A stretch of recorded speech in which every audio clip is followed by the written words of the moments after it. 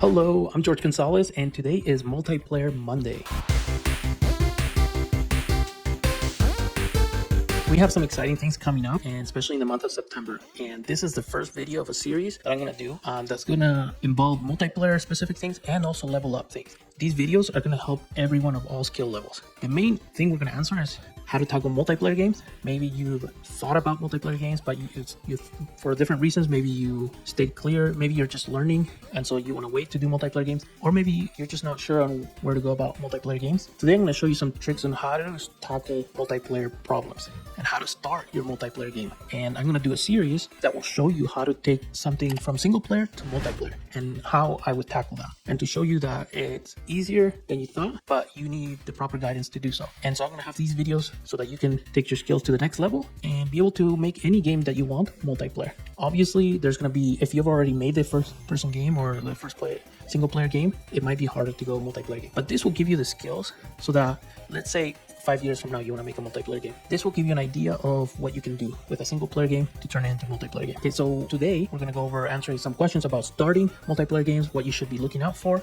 and how to plan for it. And then we're going to plan all September I'm going to do an enemy AI I have here for my game. And so I'm going to use this as an example of how I would tackle a problem that is pretty big, creating everything about enemy AI, detection, waypoint, wandering, combat skills, animation in single player and multiplayer games. So even if you don't want to do multiplayer games, you can take the Thursday videos of this series and learn everything about AI single player. And then if you want to learn the multiplayer one, you can watch the Monday videos from this series and they'll be the same. And so you'll be able to, whatever you want to learn, you'll be able to take out of these videos, especially when it comes to AI and multiplayer games. So let me start by talking about how I'm thinking about doing this multiplayer setup. So first, the plan. Okay, my plan I have here on Monday. On Monday, I have the schedule of what I'm thinking of doing. So in here, what I said, I broke down what do I need the AI to do. I went to Emerald AI and kind of view their AI simulation, and I can't use that one-to-one. I have to do a lot of tweaking, and so I decided it's easier to just do it from scratch. And so the goal, LT stands for Level Up Thursday, MM is for Multiplayer Monday. So my goal is after this video, I'm gonna start working on wandering, like the wonder points for single player. So this will mimic kind of what Emerald AI does with wandering options. The enemy is going to detect, choose some waypoints, and you'll be able to set those up, and the character will move. It's pretty standard. It's pretty easy. You can probably find videos on how to do it. But we're going to dive into it, create a single player version of it, and test it. And then we're going to go into Wonder Points Network and how to turn that into a multiplayer version where you can actually see the wandering points regardless of who has control over it. And again, it sounds pretty simple, but I gotta make sure it's done right, and you'll be able to learn how to debug those and how to get it working. So not just how to do it, but also how to think about it, solve the issues, how to debug it, or see where things go wrong. Then we have animations. Again, this is for a single player. We're gonna make sure that the character has the animations, for example, the walking to running, turning, whatever it's needed. And we have Emerald AI that gives us kind of like their setup that is super huge with a bunch of animations, and we're gonna simplify it so that we can start small and then go as deep as we want to later on. And then we're gonna network those. Doesn't mean every animation is gonna be networked. It's just that how do we account for that in the network scenario so that you are doing the least amount of network, but it gets the job across. And then the same thing with detection and combat. We're gonna do a single player version, and then we're gonna do a multiplayer version. So we're gonna start with single player. We're gonna debug it, make sure it works, and then push it over to network. Okay, so that is and the schedule's here for when those videos are gonna come out. So I'm gonna try to stay up ahead and get those things done. Ideally, I would get all this done within like a week, but I want to take my time, do it right, show you everything that I can, be completely transparent about the process. And so that's gonna delay some of the work. And I'm willing to do that to make these videos nice and solid and give you the most value for these videos for watching. Okay, so we have this, and that's the plan. So I wanna give you an idea of how to start when you're trying to learn a multiplayer game. My goal is to help you as a developer that struggle with multiplayer games. So what we're gonna go into is how would I start? Where do I go? Or like, what is the essence? Like, if I have to cut down everything, what's at the core of a multiplayer game to get it to help you start thinking about this? Okay, the first thing we do is scene connection. Okay, don't worry about anything else, not even the avatar. The first most important thing for a multiplayer game is how do you connect to the same room? Okay, matchmaking, you could say, but that is my first question when I'm trying to learn an changes. Like, don't give me like the template, because the templates usually have a lot of fluff, and they have the UI that clicks on here, and you have all these things that are maybe modularized, or sometimes they're like so hard coded with each other that it makes it very confusing. What is the simplest way for me to connect? Like, how many scripts, how much code do I need before I can connect, right? And I'm going to show you this because it is incredible. Like, this is why I still use Fusion, even though I would like for other scenarios like Fishnet or Unity NGO to be a solution. Okay, but this is where Fusion sometimes makes it a lot easier. But share with you. So I did Google, and I was like, okay, how do I Unity connect same room NGO? I just kind of like, I was gonna browse through stuff, and then Google AI just went through and say, hey, this is how you do it. And it told me like set up a service, authenticate by yourself for Unity. You have to like register, right? And you have to authenticate. So you have to use authentication. You have to then create the lobby and do all that. And then it gives me the script, right? So I have to authenticate. I can put this at the beginning as I load, create the lobby. It's the same with Fusion, right? Like with Fusion, if I want to authenticate, I can. If not, it'll just connect because it has that all in the settings. In Unity, you have to authenticate. Then it's the same. You have to sign up for the service, connect, make sure you have like a project. You can't just click. You have to like log into Unity services the same way you would have to log into and create an account in Photon Fusion. Okay, and then you have these like lobby manager, relay, join code, join lobby and relay. See like all this stuff, test connection. Okay, so and I was like, is this really what I need? I went to Claude. So Claude gave me the same. It's like, I'm in Unity, I want to create NGO. Maybe like we don't need the controller. And it created a simple UI controller and a network manager. So they're pre-installed. All these things are common. Like you need to install everything and set it up. Then you have the scene set up. You create a network manager, Unity transport, network manager, and then you have the UI controller that will do that. And then this is not a big deal. Like let's just say we already have a controller, and then you link your Unity game service, enable authentication, then you set it up. Pretty good, pretty easy. For the most part. And then here we have the scripts that it gave me. Okay, now I'm going to show you Fusion, okay, because it's kind of crazy. Like, yeah, you need to install Photon and the app ID, and then you have the settings. But then the script, like, all I need is this. That's it. I don't need anything else to connect. It's super straightforward, and I've done some videos on it. And you just build and run, and you can just connect to the room because it will do the room loading. It will match you up with the next server. Like, you don't have to, like, you have to do very little. It does a lot for you, but at the same time, it doesn't give you the flexibilities that you might want in some instances. For example, Fusion, because it does this, it's very connected to the scene you're loading. So you can't load the same scene. You have to unload and load back in. So there's certain things that are like, okay, well, you are getting a lot of stuff for like without you doing any work, but you're giving up some of the flexibility for the engine. Does that make sense? So once you get into the nitty gritty, you're like, oh, I have to do it this way because Fusion wants me to do it. Okay, that which is kind of like, so you have to get used to that, and that's the hard part. But for the most part, like this is pretty straightforward. Like versus like, yes, you could probably set up something similar, but it has a lot of like start client, disconnect, and then the UI that does most of the stuff. So it's still pretty close, right? Like there's not much, but then there's like join game. Again, it's still pretty simple. There's not like a huge deal. But yeah, so the idea is that there's the authentication at the same time. I initialize a bunch of things. Okay, it's not a huge deal. Like I said, I haven't done NGO, but there's certain things that, for example, host migration is something that's not done by default. And I'll always keep saying that because that's one of the things I found. There's probably other things that I haven't thought about, but I know from experience because I've literally changed the game that existed in Fusion, Photon Fusion, and we changed it to Fishnet. Okay, and even though Fishnet was great and stuff, but like it took a while, right? And then after all the work that it took to do the same things that Fusion already did for us, it was almost like an overscope. Okay, so I'm gonna show you now. Okay, so we have this testing scene. Okay, right now I have a VR rig, and if I hit play, I'm just here, right? There's no network thing. And what we're gonna do is when we test things, we're probably gonna do it in single player. But if I wanted to do this in multiplayer game, I already have a setup on how to do it with Fusion. Okay, but I'm gonna show you how easy it is to do things. So I can test this guy, and he's doing all his animations and stuff. Anyway, so we have this guy that we're gonna try to create an enemy AI. We're gonna do different things. There, we can test the single player. How would we test the Fusion setup? Well, I have a loading scene, right? So there's certain things that I have to do, but it's not a big deal. That's what I'm saying. Like the most important thing is to create the connection. And I know we have a lot of things in here.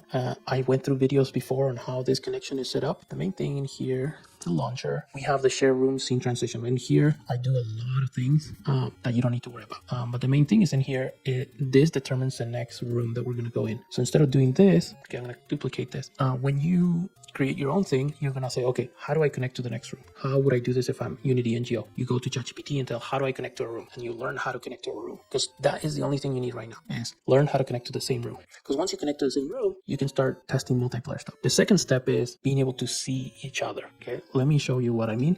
Because by default, you can connect to the same room and not see each other or even hear each other. And that's okay because you're just connecting. You're just there. Then the next thing is, okay, how am I gonna relay information to the other person so they can see where my head is or where my avatar is? And that's the second thing. If you have those two things, you can do some fun stuff. Like you can do voice chat and you can have two people mess around in an environment. And that's what most Gorilla Tag clones are, is you're just in a place, in a map, and you're with multiplayer. The same with Meta Horizon, Roblox, all those games, Minecraft, you have a single player version, a multiplayer version. And the cool thing is that it's just a place and you connect to the same room and you can see each other. That's it. That's the basis of multiplayer game. It's connection and network of what you see. After that, yes, you have like win conditions or other things you can do, but that's up to you, right? Like you can always expand from there. But the basis, the core of a multiplayer game is connecting to the same room and being able to see each other. Right after that, like what am I allowing the players to share across the network scene? And so that's all it is. That's why scene transitions, the first thing that you want to learn how to do, and the second that you want to do is the player, the avatar, because that's you represented to other players.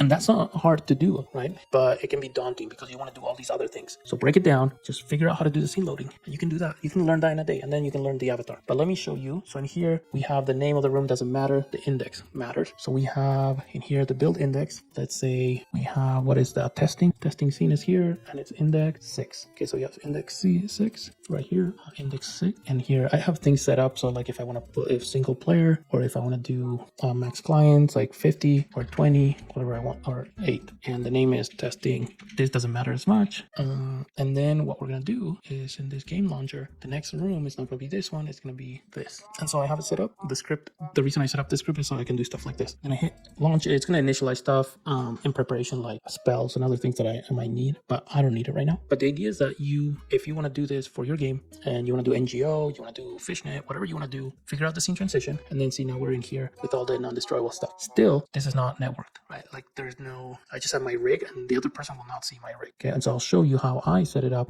So if I go to the testing scene in here, and I have, I think it's called a share, and this is only for depending on how you want to do things. I for this game, what I'm choosing to do is every time I move to a new scene, I spawn a new rig, a new VR rig, and a new multiplayer rig. The reason why I do that is because there's always baggage that comes with keeping the VR rig across, or even any character, even if it's not VR, third person, first person, whatever. There's a lot of baggage that happens in between scenes, and oftentimes that causes more problems. And so I just like to, whatever I need to see, it depends on what you want to handle or what you want to manipulate. If you want to bring over stuff through the scene transitions, then you have to think of everything, okay? Voice chat, anything that they have, avatar, cosmetics, whatever it is that they have on them. You have to do a full body scan almost. You have to, every asset you have on the player has to be checked. Are they supposed to have it when they move over? And then I'm saying, okay, like, what is that? And is it going to reset when they move over? All these things. And then when you're testing, you have to always test that.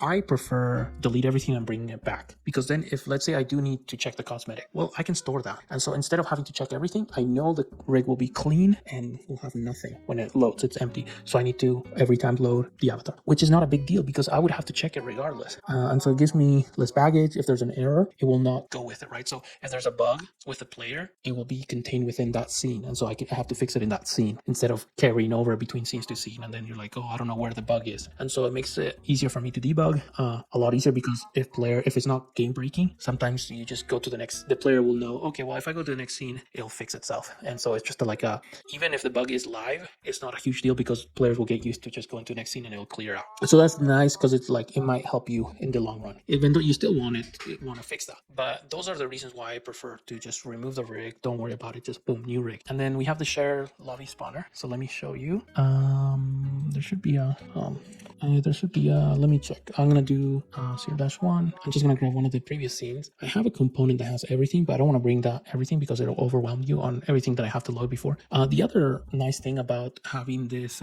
the rig in the scene, is that you can test it as is. You can hit play in the scene, and the only thing you have to account for is data stored or network connections, right? Those things will not work because you have to authenticate and log in and whatnot. But you can create a dummy version that will do that for you if they're not logged in, that it can run through all the initialization stuff and login stuff so that you can like jump into any scene you want and test it as is.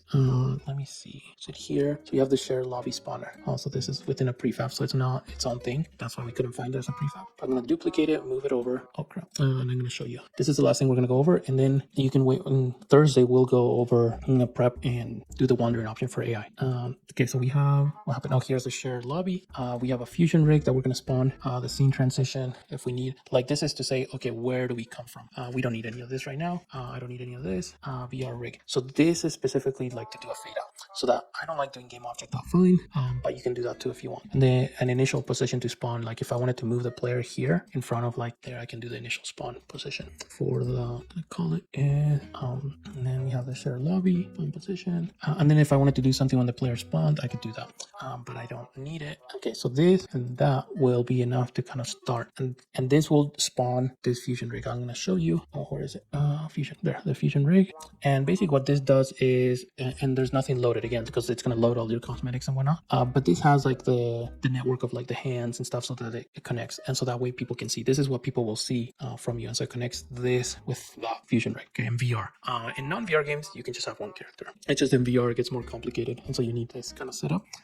Let's go back to loading, and I'll show you this one. And what I'll do is I'll get rid of the multiplayer stuff, and I'll add it for our Mondays. And so Thursdays, the videos we'll just test right in. We'll hit play, and we'll see how it works. And we won't even need a player, honestly. Let's see how it moved the player. You can see the player is now closer to the enemy, and I don't even know how big it is in comparison, but we'll see. So here's the VR rig. Let me move this so I don't, and it doesn't seem to have spawned the fusion rig, but okay, it's there. It's just not in the right place. So there's something that's not updating, but here's the fusion rig and what other players will see. Okay, and the enemy does seem a little bit bigger, probably a lot bigger than you are, but we'll test things out.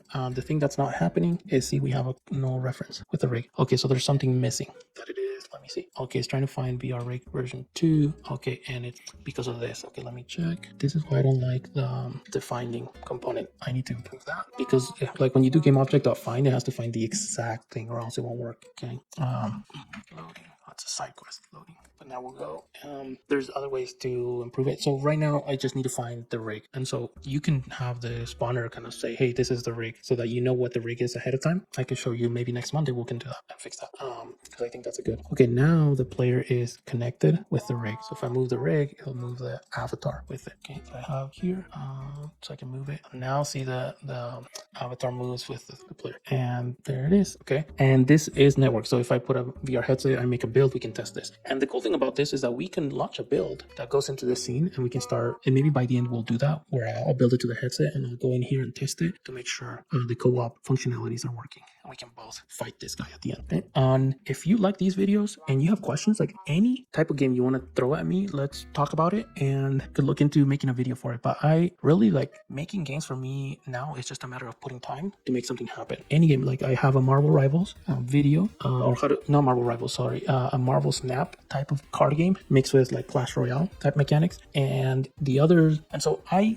could do any type of game. It's not because I'm like, oh, I'm the best or whatever. No, it's just that like I think after you learn how to make games and solve problems, everything is just, it's just like a math problem. You have variables, you make the unknowns known. Once you know how to do that, it's just a matter of putting the time in. And so it's like when you learn how to solve problems, everything's just about solving problems, and it's doable. It's not a big deal. It's just you need to have time to get it done. And as you get better and better, you solve those problems faster and faster. Like I told you, like I've made scripts that help me do all these scene transitions super easy and adjust so that we could do this in one go. If you want specific help in your game, I don't have any problems helping you. Comment below, subscribe, and then I have Endgame Devs, which is a community where I help people one-on-one. And whether it's beginners, intermediates, or advanced, and you want to publish your game and you've been stuck or been burned by previous courses, I'm here to help you finish your game. So excited about this September and these videos coming out, because we're going to go dive deep into multiplayer mechanics, into AI, pathfinding, all that stuff. We'll see you in the next video.